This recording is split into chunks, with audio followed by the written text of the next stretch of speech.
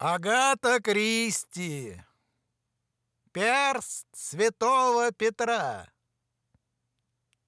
А теперь ваша очередь, тетя Джейн, сказал Реймонд Уэст. Да-да, тетушка Джейн, мы ждем от вас захватывающего рассказа, подала голос Джойс Ламприер. Чего-нибудь этакого, с изюминкой. Да вы надо мной смеетесь, мои дорогие. Думаете, если я всю свою жизнь провела в захолустье, то со мной не могло произойти ничего интересного? Господь с вами, тетушка, я никогда не считал, что деревенская жизнь течет так уж мирно и безмятежно, с жаром возразил Реймонд Уэст, особенно после всех тех ужасов, о которых вы нам рассказывали. Человеческая натура, мой дорогой, повсюду одинакова. Просто в деревне все на виду. Вы необыкновенный человек, тетушка Джейн, воскликнула Джойс. Это ничего, что я вас зову тетушкой. Сама не пойму, как оно так выходит. Ой ли! Старая дама на миг подняла глаза. Ее чуть насмешливый взгляд заставил девушку залиться краской. Реймонд Уэст беспокойно заерзал в кресле и смущенно закашлялся. Мисс Марпл оглядела Реймонда и Джойс, улыбнулась и снова взялась за свое вязание. Да, я прожила ничем не примечательную жизнь. Но, тем не менее, у меня есть кое-какой опыт по части решения всяких житейских головоломок. Некоторые из них были проще пареной репы и вряд ли заинтересуют вас. Что-то вроде того, кто украл сетку с продуктами у миссис Джонс, или почему миссис Симс только однажды появилась на людях в своей шубке. Но эти маленькие задачки на самом деле очень интересны, если занимаешься изучением человеческой природы. Единственное происшествие, которое могло бы вас заинтересовать, случилось с моей бедной племянницей Мейбл. С тех пор минуло уже 10 с лишним лет, и, к счастью, все уже быльем поросло. Мисс Марпл умолкла, потом побормотала себе под нос. Так, надо сосчитать петли в этом ряду. Кажется, я ошиблась. 1, 2, 3, 4, 5. Теперь 3 вместе с накидом. Все правильно. Так о чем это я говорила? Ах, да, о моей бедняжке Мейбл. Она была милая девушка. Правда уж очень милая, только немного глуповатая, а кроме того сентиментальная и слишком уж несдержанная в расстроенных чувствах. В 22 года она вышла замуж за мистера Денмана. Я очень надеялась, что это ее увлечение пройдет без серьезных последствий. Мистер Денман был очень вспыльчивым человеком.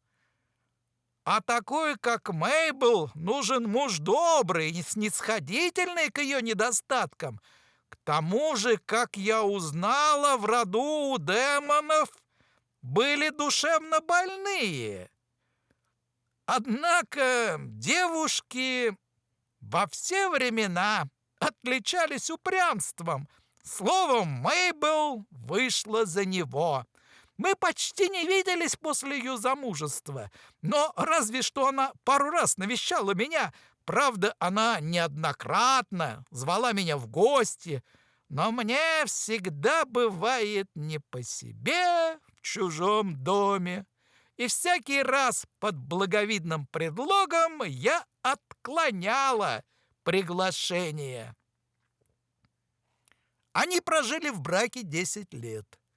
Когда мистер Денман вдруг скоропостижно скончался, детей у них не было, и все его деньги перешли к Мейбл. Разумеется, я написала ей и предложила приехать, если она хочет меня увидеть, но получила в ответ очень спокойное и рассудительное письмо. Я поняла, что она не слишком убивается. И это вполне естественно. Насколько мне известно, последнее время они не очень-то ладили друг с другом.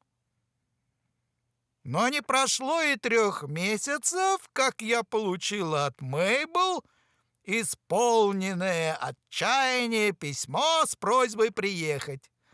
Она писала, что дела идут все хуже и хуже, что она не выдерживает такой жизни. Я быстренько уладила свои дела и отправилась к ней. Я застала ее в очень плачевном состоянии. Сплошной комок нервов, да и только. Дом, в котором она жила, назывался Миртл-Дэнни и был просторным и удобным. В доме жили кухарка и горничная, а также сиделка, которая ухаживала за старым мистером Денменом, свекром Мейбл. У него, как это говорится, не все в порядке с головой. В общем, человек он спокойный, прекрасно воспитанный, но временами какой-то странный. Как я уже говорила, у них в роду были душевно больные. Перемены, произошедшие в Мейбл, потрясли меня до глубины души. Теперь ее почти невозможно было вызвать на откровенность. Я не стала задавать ей любых вопросов, а завела речь о ее друзьях, Галлахерах. Она часто упоминала о них в своих письмах ко мне. Мейбл ответила, что теперь она почти не видится с ними, как, впрочем, и с другими знакомыми. Я сказала ей на это, что неразумно отгораживаться от всего света и порывать с друзьями. Вот тут-то все и выплыло наружу. По словам Мейбл, в этом не было ее вины. Ни одна живая душа здесь не желает знаться со мной. Все шарахаются от меня, как прокаженный. Это ужасно. Это уж совершенно невыносимо. Я хочу продать дом и уехать за границу. Но почему, скажите на милость, я должна бежать из собственного дома? А ведь ничего не поделаешь. Как же быть? «Даже и передать не могу, как я расстроилась», — сказала мисс Марпл, обращаясь к своим слушателям. «Моя дорогая Мейбл», — заявила я ей, — «удивляюсь я тебе. Ведь должна же быть какая-то причина всему этому». Но Мейбл всегда отличалась строптивым характером, поэтому оказалось очень непросто добиться от нее правдивого ответа. Она твердила что-то о злобных наговорах, о лодырях, ничем не занятых, кроме сплетен и забивающих людям голову своими бреднями. «Все ясно», — сказала я. «Очевидно, по городку о тебе ходят сплетни. Но с чем это связано? Выкладывай все как есть». «Это так жестоко и несправедливо», — простонала Мейбл. «Конечно, жестоко.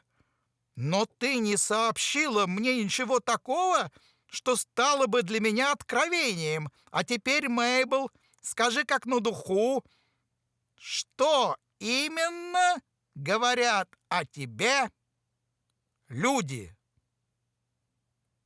И тут все вышло наружу.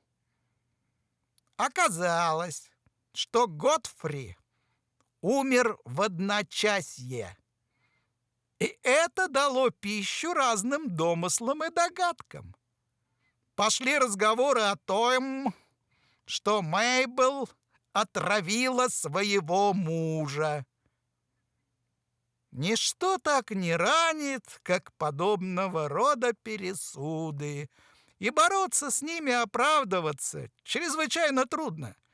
Когда люди болтают за глаза, вы не можете ни отрицать, ни возмущаться, а сплетни разносятся вдаль и вширь, обрастая новыми подробностями, и никто и ничто не в силах положить этому конец.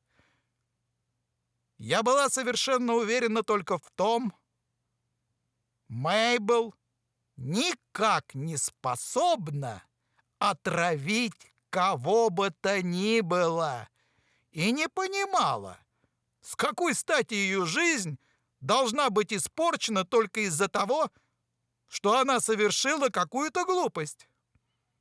«Но ведь дыма без огня не бывает», — сказала я ей. «А теперь признайся, Мейбл, что могло дать пищу таким пересудам? Должно же что-то быть».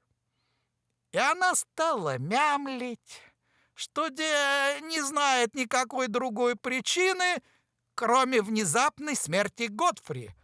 За ужином он был как огурчик, а ночью ему вдруг стало плохо. Послали за доктором, но бедняга умер через несколько минут после его прихода. По мнению врача, смерть наступила в результате отравления грибами. «Ну, — сказала я, — этого для сплетен недостаточно. Должно быть что-то еще». И Мейбл ответила, что за завтраком между ними произошла ссора. «И слуги, надо думать, все слышали?» — предположила я. «Их не было в комнате».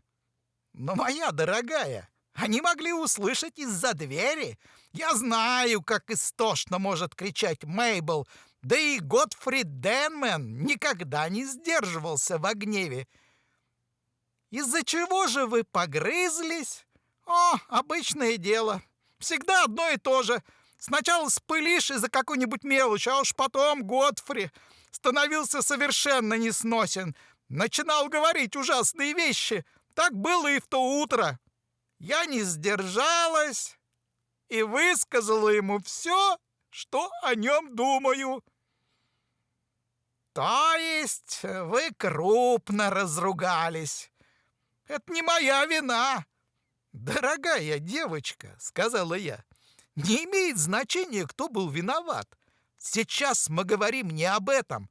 В таком городке, как ваш, очень трудно что-либо утаить от людей. Все мигом обо всем узнают. Вы часто ссорились. В то утро особенно рьяно. А ночью твой муж умирает при таинственных обстоятельствах. Это все? Или было что-то еще?» «Я не понимаю, тетя, что вы имеете в виду под чем-то еще?»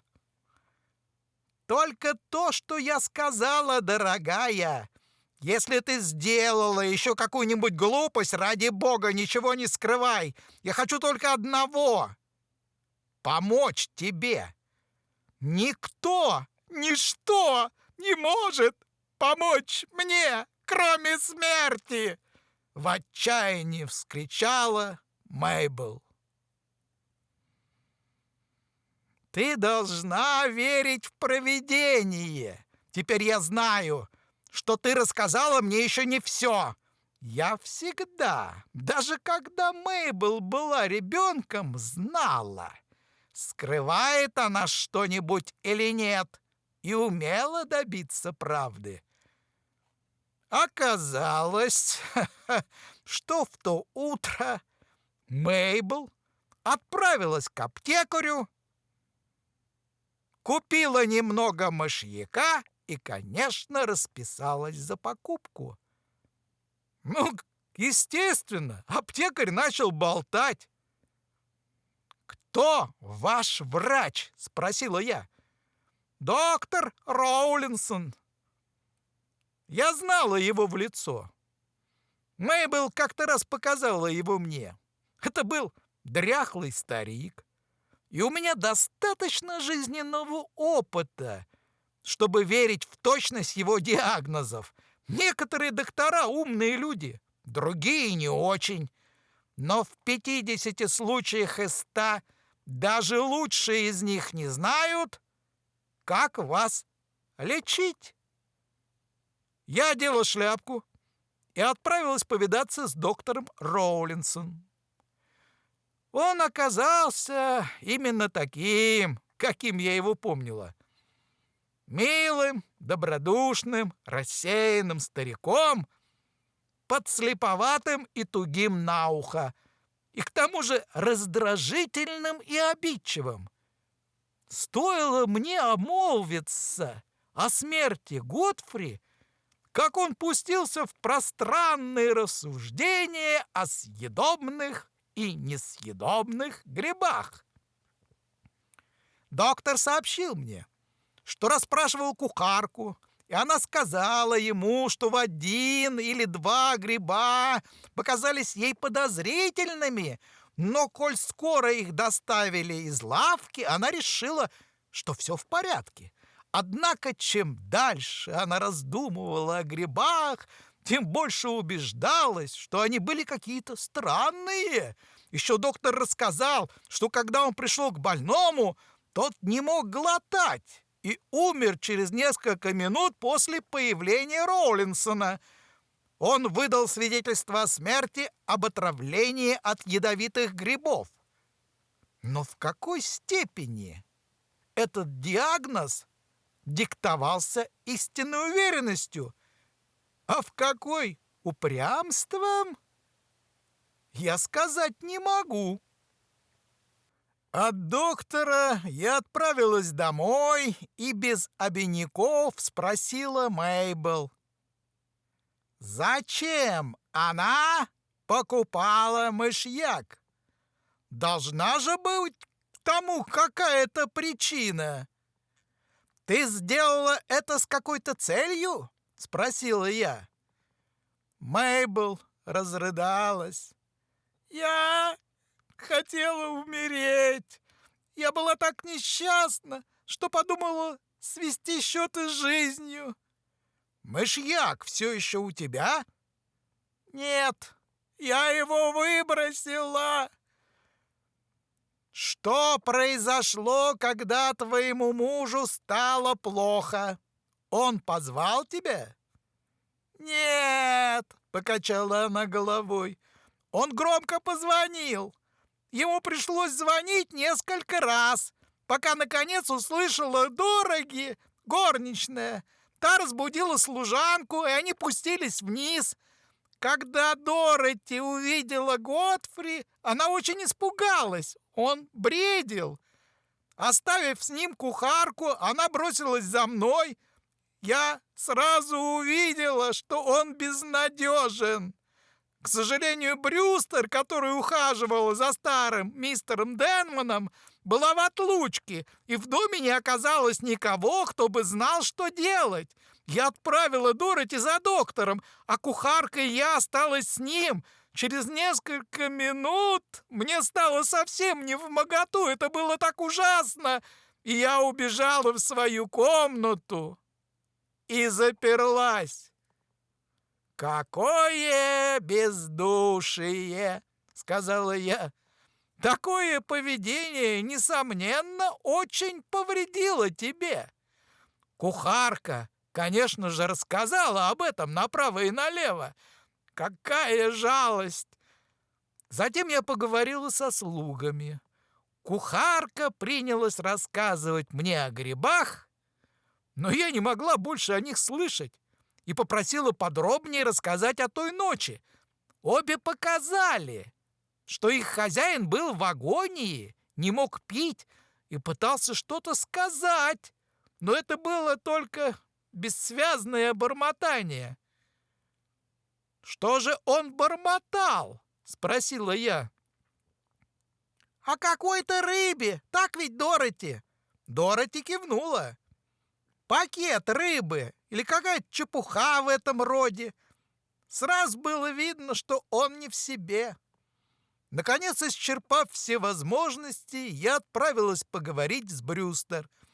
Это была изможденная женщина, средних лет, пожалуй, ближе к 50.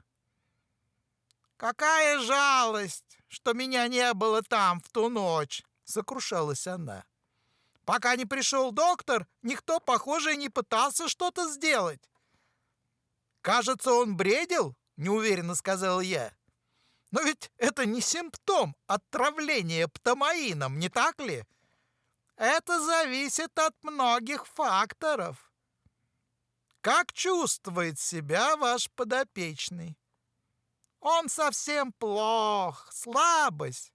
«О нет, физически он чувствует себя совсем неплохо, а вот зрение, оно быстро слабеет. Может, он всех нас переживет?» Но он впал в полный маразм. Я уже говорила мистеру и миссис Денман, что его надо поместить в лечебницу. Но миссис Денман не хочет и слышать об этом. Как я уже сказала, у Мейбл было очень доброе сердце. Вот так обстояли дела. Я долго ломала голову и поняла, что в таком положении можно прекратить сплетни только одним способом, получив разрешение на эксгумацию и исследование останков.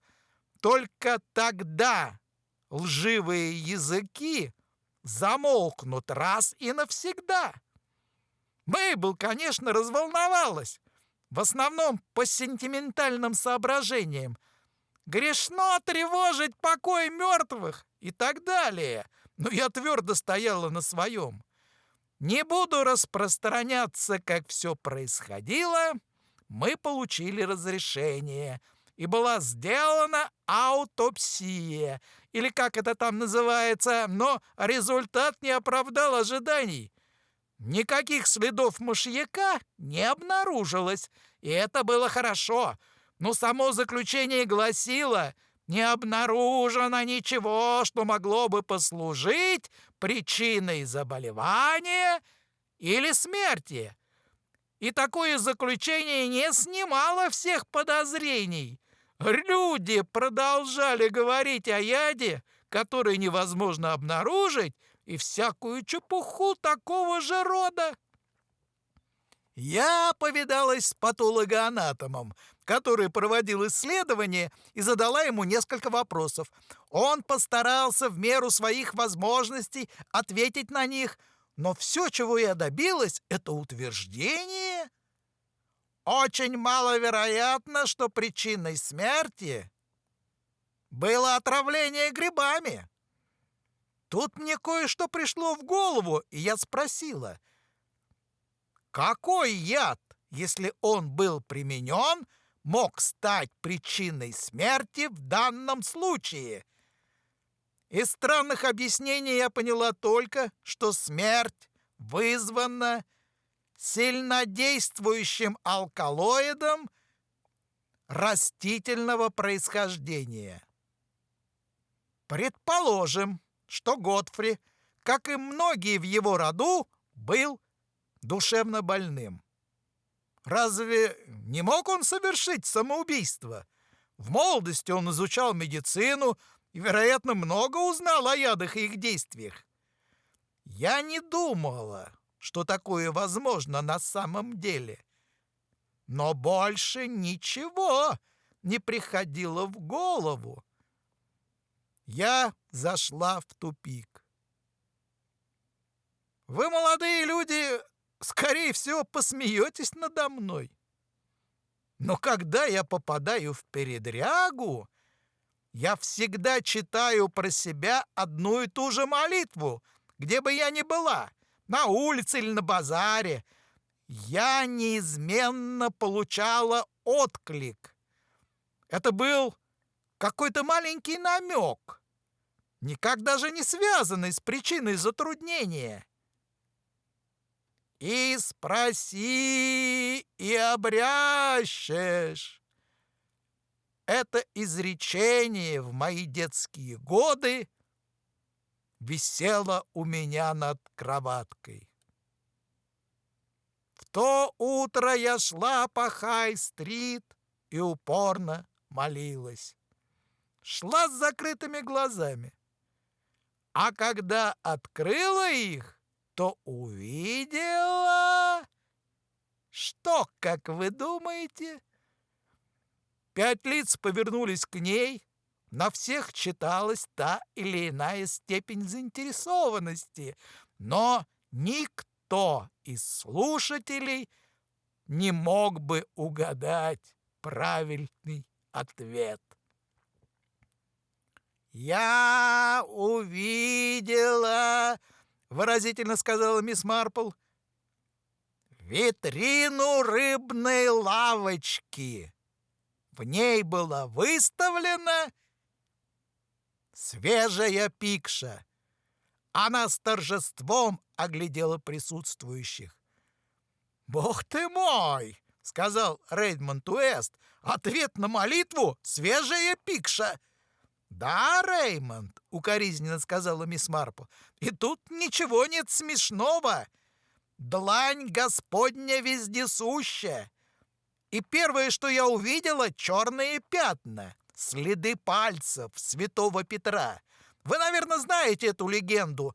И тут я вспомнила все, что произошло с Мейбл. Это вернуло меня к моим проблемам. Мне была необходима моя вера, истинная вера в святого Петра. Мне было очень нужно его священное слово». Сэр Генри прыснул и поспешил закашляться. Джойс закусила губу. «И знаете, что пришло мне на ум?»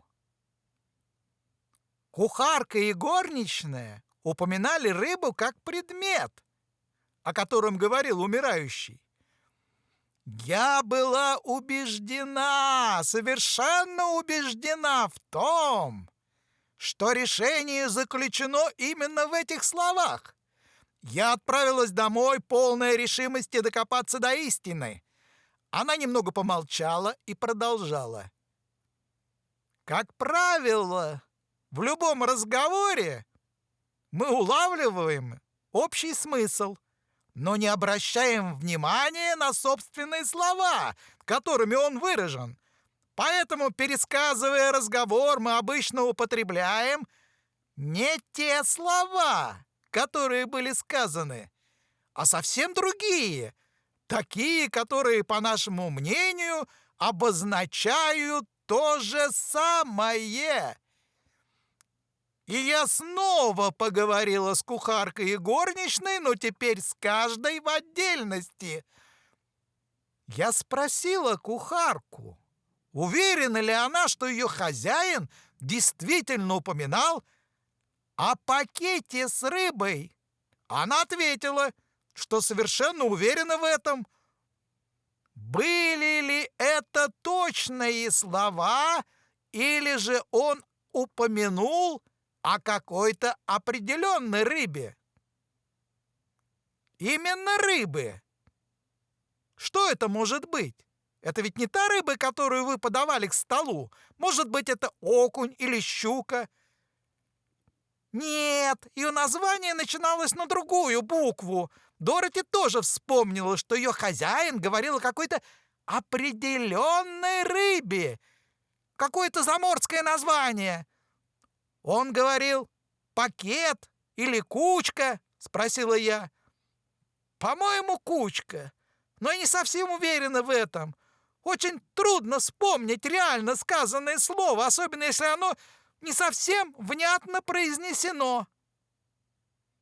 Но теперь я была уверена, что им послышалось слово «брикет», и что название рыбы начиналось с «К». Но это не корешка, не карась. А затем, чем я особенно горжусь, сказала мисс Марпл, я разыскала несколько медицинских книг. В одной из них был справочник по ядам. Понимаете, моя догадка состояла в том, что Годфри выпил какой-то особенный яд и пытался выговорить его название. Я просмотрела все названия ядов на букву «П». Ничего, что звучало бы похоже. Затем перешла на букву «Б» и почти сразу наткнулась на то, что бы вы думали, а? Она оглянулась, оттягивая миг своего торжества. Брикокарпин! Разве можно понять человека, говорящего с трудом, когда он пытается произнести это слово? И на что оно может быть похоже для кухарки и горничной, которые никогда не слыхали о таком яде? Разве не похоже на брикет карпа? «О, Юпитер!» — воскликнул сэр Генри. «Я бы никогда не додумался до этого», — сказал доктор Пендер. «Очень интересно, право же, очень», — сказал мистер Петерик. Я быстро нашла нужную страничку и прочла все об этом брикокарпине, его действие на глаза и еще много всего, что не имело прямого отношения к случившемуся. Наконец я дошла до очень важной фразы. «С успехом применяется как противоядие при отравлении атропином». И я поняла все. Я никогда не представляла себе, что Годфри может совершить самоубийство. И новое решение головоломки было не только возможным, но и единственно верным, поскольку все кусочки мозаики сложились в логическую картину. «Я даже не стану пытаться строить предположения», — сказал Рейдмонд Уэст. «Продолжайте, тетя Джейн». «Я ничего не понимаю в медицине», — сказала мисс Марпл. «Но когда у меня стало плохо со зрением, доктор посоветовал мне закапывать в глаза атропин-сульфат. И я без долгих раздумий отправилась прямо к старому мистеру Денману. Я не стала ходить вокруг да около. «Мистер Денман», — сказала я, — «мне все известно. Почему вы убили своего сына?» Он посмотрел на меня минуту или две. Красивый это был старик. А потом засмеялся. Это был ужасный смех, который я когда-либо слышала. Только однажды я слышал нечто подобное, когда бедная мисс Джонс сошла с ума. «Да», — ответил он, — «я добрался до Гофри. Я умнее его. Он собирался избавиться от меня, не так ли? Запереть меня в сумасшедший дом? Я слышал, как они обсуждали это. Мейбл хорошая девочка. Она защищала меня. Но я знаю, что ей не справиться с Годфри. В конце концов, он настоял бы на своем, как всегда. Но я разделался с ним. Я убил моего доброго любящего сынка. Ночью я прокрался вниз. Это было очень просто. Брюстер отлучилась. Мой дрожащий сын спал. У его кровати, как всегда, стоял стакан с водой. Обычно он просыпался среди ночи и выпивал его. Я отлил из стакана немного воды, опорожнил туда весь пузырек с глазными каплями. Он проснулся и выпил его до дна, прежде чем понял, что это такое. Всего 1 столовой ложки казалось достаточно, даже больше, чем достаточно. Они пришли ко мне утром и очень осторожно сообщили о его кончине, боялись меня расстроить. Вот и конец всей истории, сказала мисс Марпл. Разумеется, бедного старика поместили в сумасшедший дом. Он ведь не в состоянии отвечать за содеянное. А правда стала известна. Все очень жалели Мейбл, но попробуйте-ка заладить вину за такое подозрение. А ведь если бы Годфри не понял, что он выпил, и не пытался бы попросить противоядие, правду бы никогда бы не узнали. При отравлении атропином, конечно, проявляются свои характерные симптомы, расширение зрачков и все такое. Но, как я уже говорила, доктор Роулисон был близорук и стар. В той же самой книге, где я прочитала про атропин, есть и симптомы отравления птамаином, и они совершенно не похожи. Но я могу уверить вас, что никогда не установила бы истину, не подумав о следах пальцев святого Петра. Наступило молчание. «Мой дорогой друг», — сказал мистер Петерик, — «вы просто необыкновенный человек.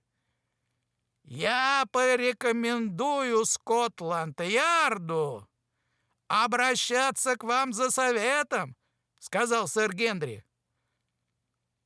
«Но все-таки есть что-то, что вы не знаете, тетя Джейн», — проговорил Реймонд Уэст. «О, мои дорогие, это произошло перед обедом, не так ли? Когда ты повел Джойс любоваться закатом. Очень красивое место. Цветущий жасмин. Очень похоже на то место, где молочник спросил Энни, может ли он сделать оглашение в церкви. Черт возьми! Тетя Джейн, не разрушайте всю романтику Джойс и я, не Энни с ее молочником. А вот тут ты ошибаешься, дорогой.